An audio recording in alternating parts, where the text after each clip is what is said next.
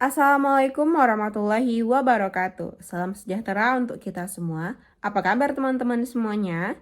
Pada kesempatan kali ini kita akan membahas topik yang menarik dan penting dalam kehidupan bermasyarakat, yaitu mobilitas sosial.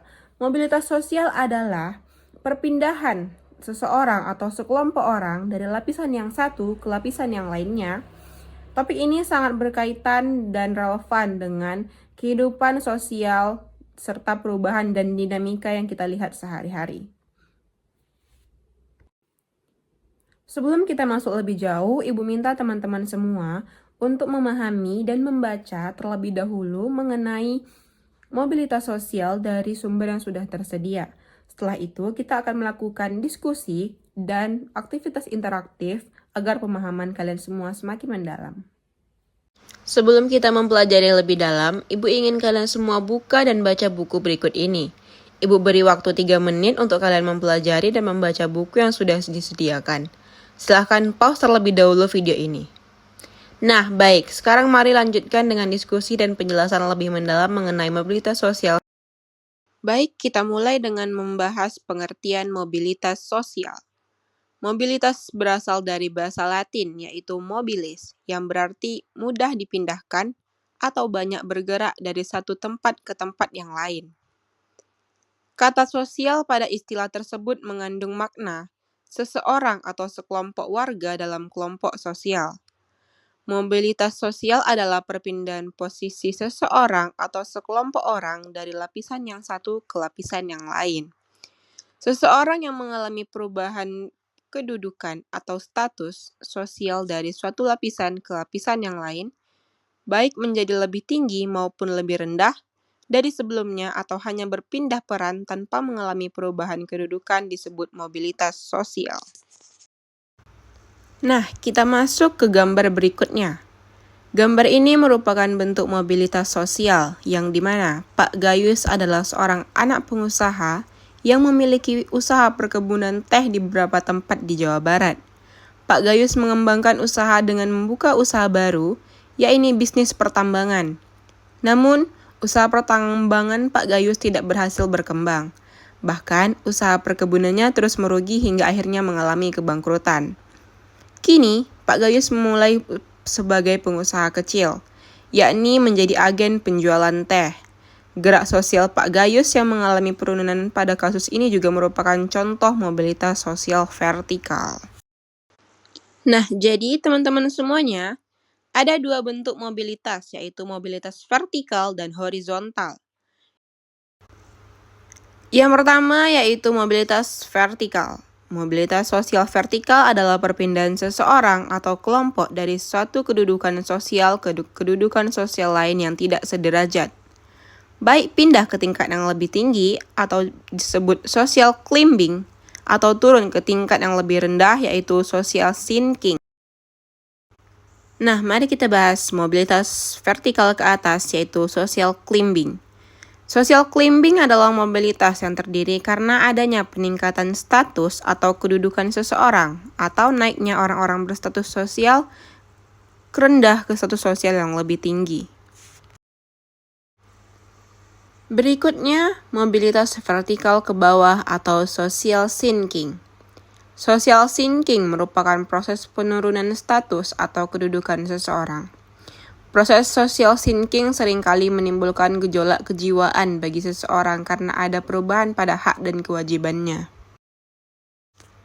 Nah, selanjutnya kita masuk ke bentuk mobilitas sosial yang kedua, yaitu mobilitas horizontal. Mobilitas horizontal adalah perpindahan status sosial seseorang atau sekelompok orang dalam lapisan sosial yang sama. Mobilitas horizontal merupakan peralihan individu atau objek sosial lainnya dari suatu kelompok sosial ke kelompok sosial lainnya yang sederajat.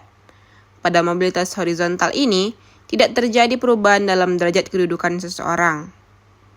Dari penjelasan Ibu tadi, kalian diminta untuk mengidentifikasi mengenai bentuk-bentuk mobilitas sosial. Silahkan cari satu kasus yang dapat dikatakan mobilitas horizontal. Silahkan dikirim kepada Ibu setelah selesai ya. Selanjutnya, mari kita bahas faktor pendorong dan faktor penghambat mobilitas sosial. Nah, terdapat beragam faktor yang mendorong terjadinya mobilitas sosial, yaitu yang pertama, faktor struktural. Kalian tentu mengenal semua presiden yang pernah memerintah Republik Indonesia, seperti Soekarno, Soeharto, B.J. Habibie, Abdurrahman Wahid, Megawati, Susilo Bambang Yudhoyono, dan Joko Widodo. Ketujuh tokoh Indonesia tersebut berhasil mencapai status sosial yang tinggi berkat sistem demokrasi yang berlaku dalam politik di Indonesia. Dengan sistem demokrasi, setiap warga negara Indonesia dapat mencapai status sosial berupa jabatan politik yang tinggi. Kedudukan yang tinggi bukan lagi didasarkan pada keturunan, tetapi pada kemampuan hingga kemudian dipercaya menjadi pemimpin. Yang kedua yaitu faktor individu. Setiap individu memiliki perbedaan dalam hal sikap, pengetahuan, dan keterampilan. Dua orang memiliki pengetahuan dan keterampilan yang relatif setara belum tentu menjadi berhasil dalam melaksanakan mobilitas sosial ke atas. Hal ini disebabkan keberhasilan individu sangat ditentukan oleh sikap dan perilaku individu tersebut. Yang ketiga, faktor sosial. Setiap perjuangan diawali dari ketidakpuasan. Ketidakpuasan akan status sosial mendorong manusia untuk terus berjuang segigih-gigihnya. Setiap manusia dilahirkan dalam status sosial yang dimiliki oleh orang tuanya. Saat ia dilahirkan, tidak ada satu manusia pun yang dapat memilih status. Apabila ia tidak puas dengan kedudukan yang diwariskan oleh orang tuanya, ia dapat mencari kedudukan sendiri di lapisan sosial yang lebih tinggi. Yang terakhir yaitu faktor ekonomi.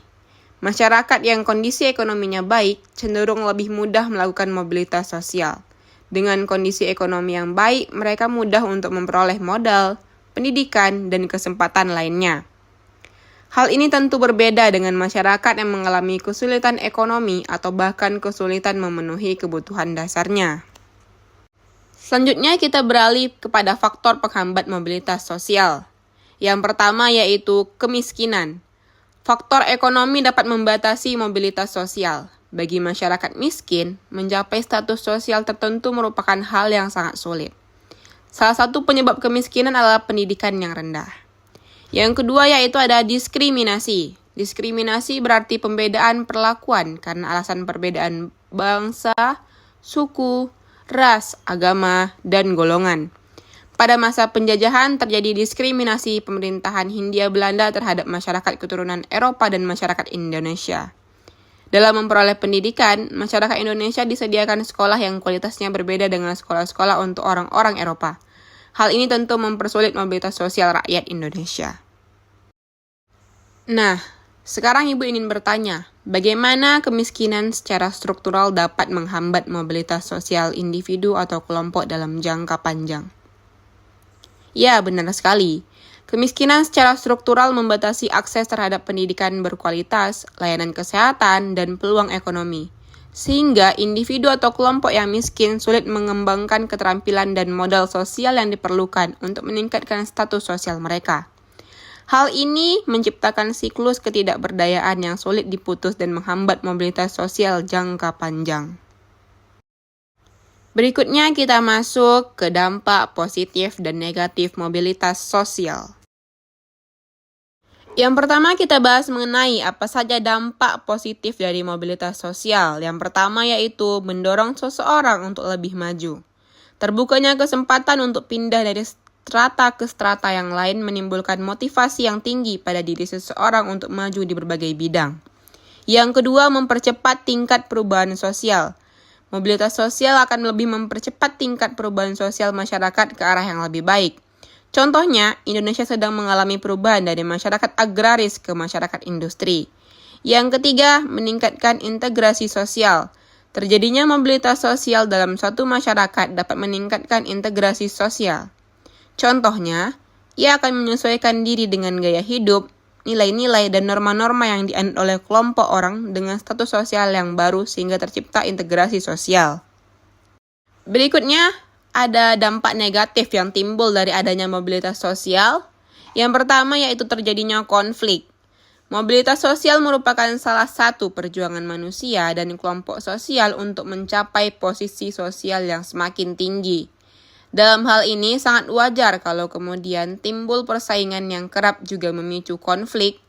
Dalam perjalanan kehidupan manusia, persaingan tidak dapat dihindarkan. Persaingan selalu muncul dengan berbagai kategorinya, bahkan persaingan bisa menjelma menjadi konflik. Yang kedua yaitu gangguan psikologis. Banyak orang yang setelah kehilangan jabatan, baik karena diganti maupun karena sudah selesai masa tugasnya atau pensiun, menjadi mudah gelisah. Individu yang mengalami keadaan seperti ini termasuk mengalami gangguan psikologis. Hal tersebut akan membahayakan diri sendiri karena stres yang berkepanjangan akan melahirkan berbagai penyakit psikis dan fisik lainnya. Baik anak-anak semuanya, hari ini kita telah mempelajari bersama materi mobilitas sosial. Terima kasih banyak atas partisipasinya pada video pembelajaran kali ini. Sampai bertemu pada pertemuan berikutnya. Selalu jaga kesehatan dimanapun kalian berada dan selamat beristirahat semuanya. Wassalamualaikum warahmatullahi wabarakatuh.